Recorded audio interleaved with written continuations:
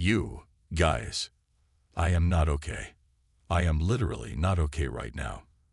Can we just, can we just take a minute? If you just finished watching Chicago Fire and you're staring at a black screen feeling like you just got punched in the gut, then you are in the right place. Welcome to the support group. My name's Alex, and tonight, we need to talk about what they did to Christopher Herrmann. Host takes a deep breath, running a hand through their hair. I mean, for real. What was that? I'm still shaking. We see crazy stuff on this show all the time, right? We see insane rescues. We see fires that look like they're straight out of a disaster movie.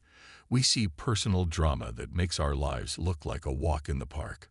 But this was different. This hit right at the heart of Firehouse 51. This was an attack on the soul of the family. So grab your drink, get comfortable, and let's break this down. And I want to hear from you guys on this. So get ready to blow up the comments. What was your first reaction when you saw it happen? Were you screaming at your TV? Because I 100% was. Slight shift in tone, leaning in conspiratorially. On-screen text appears. Spoiler alert. Major Chicago fire shocker ahead. Host. Okay, so let's set the scene. It's a moment that felt almost normal. Herrmann, our guy, the veteran firefighter, the dad of 5, the co-owner of Molly's, the guy who is basically the grumpy, lovable uncle of the entire firehouse, is just doing his thing. He's at the bar, a place that's supposed to be their sanctuary, their safe space after a long shift. He was trying to do a good thing, you know. That's the most Herrmann thing ever. He sees this kid, Freddie, who's drowning, and he throws him a lifeline. He gives him a job, a little bit of purpose, trying to steer him right. That's just who he is. Herrmann's the guy who lectures the young firefighters, who gives them tough love, but who would also walk through fire for any single one of them without a second thought. He's got this huge, massive heart, even if he hides it under that gruff exterior. And then, in a split second, it all goes wrong. 1 minute, he's just being Herrmann, trying to talk some sense into Freddie, and the next, there's a knife. I swear, my brain couldn't even process it at first. It was so fast, so brutal, so senseless. He's just standing there in the stockroom, bleeding out on the floor of his own bar. The camera work, the sudden silence, the look of disbelief on Herrmann's face before the pain hits him.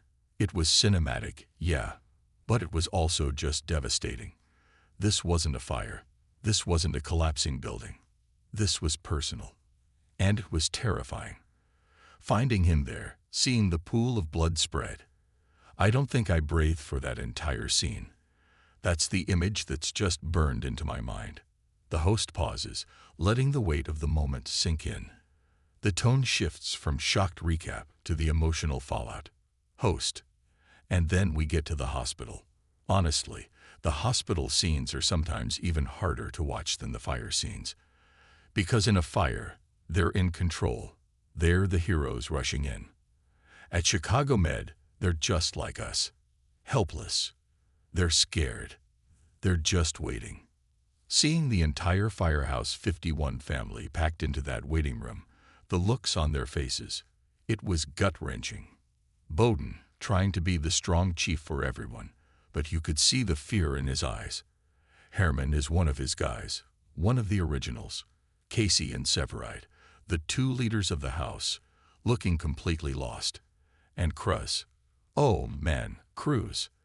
The guilt was just eating him alive, because he's the one who brought Freddie around. You could just feel his pain, his desperation to make it right.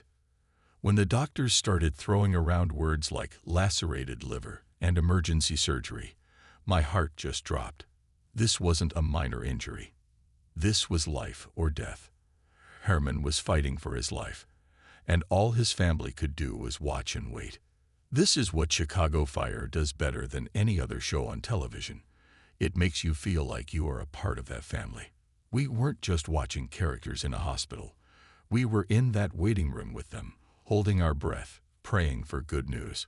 We feel their fear, their anger, their desperation. When his wife, Cindy, showed up, forget about it. I was a wreck. The thought of her losing him, of their 5 kids losing their dad, it's just too much. The host leans back, shifting to a more reflective tone, focusing on the character's importance. Host. And that's because Christopher Herrmann isn't just some character on a TV show. He represents the heart of what Firehouse 51 is all about. He's the old guard, the seasoned veteran who has seen it all. He's the bridge between the old school and the new generation. He's the one who invests his life savings to create a place, Molly's, where they can all come together and be a family.